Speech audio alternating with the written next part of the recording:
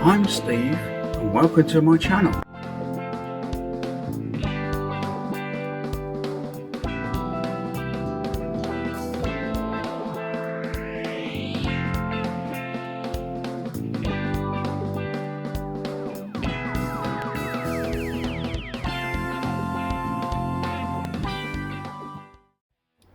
The story of my Consul started in about 1980 when a friend of mine decided he wanted to sell the car.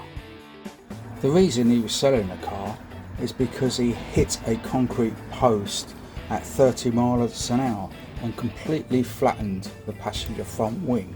Fortunately, when I took that wing off, the inner wing and the chassis rail was untouched.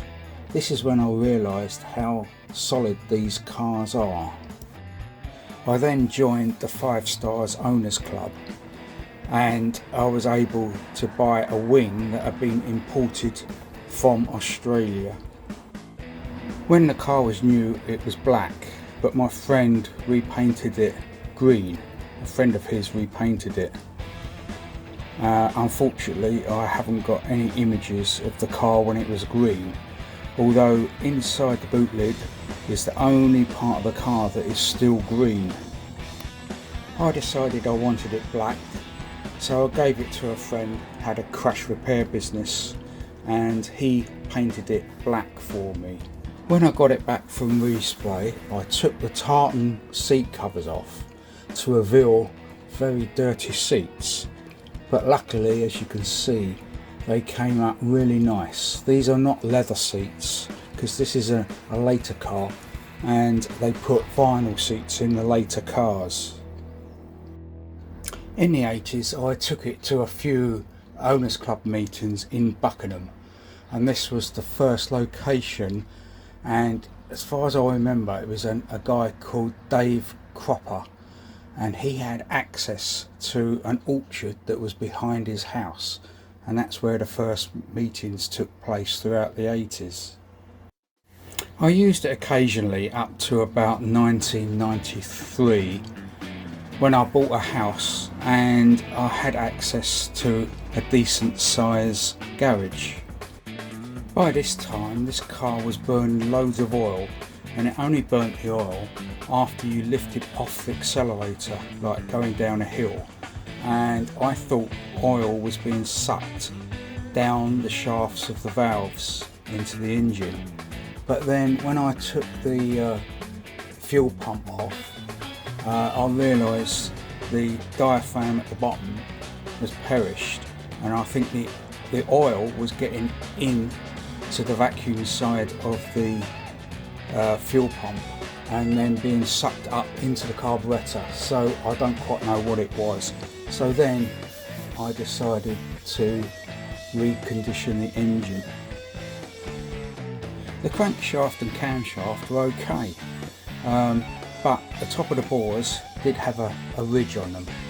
So I went to a shop called Collector's Car Parts, and that was situated just off the A4 right opposite Heathrow Airport, and he had loads of old stock there in them days, and he sold me some new shell bearings for the crankshaft and some new pistons.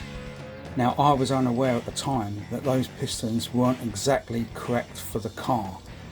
Now if you haven't seen it, I talk about this in my engine videos on YouTube, and why it wasn't the correct pistons.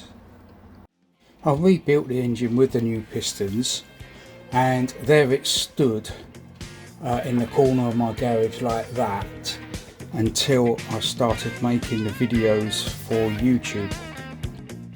This car was very rusty underneath because I believe it was kept in a damp garage all through the 60s and the 70s. So I decided the only way really to remove this rust effectively was to sandblast it. I already had a small spot blasting gun, but that only had like a litre bowl on the end of it.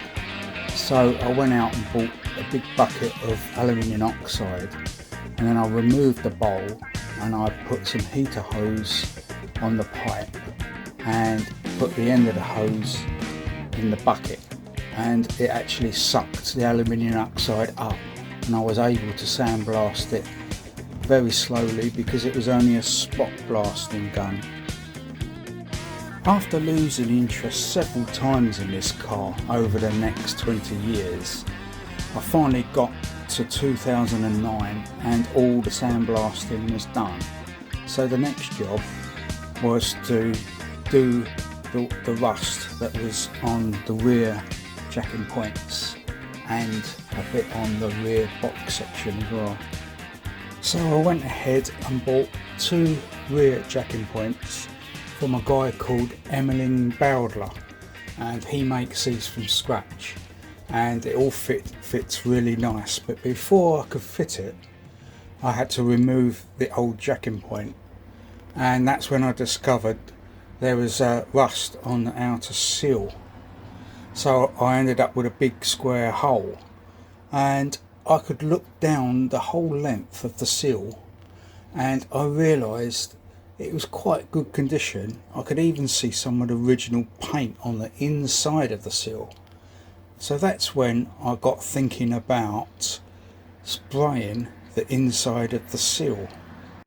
So I tried all different ways to spray inside with this lance, but nothing seemed to work. I couldn't get the paint to atomise properly, and it just wasn't coming out. So I lost interest for another few years. So in 2019 I finally got another chance to start working on the car again, and that's when I started making videos for YouTube, and that is when I started my YouTube channel.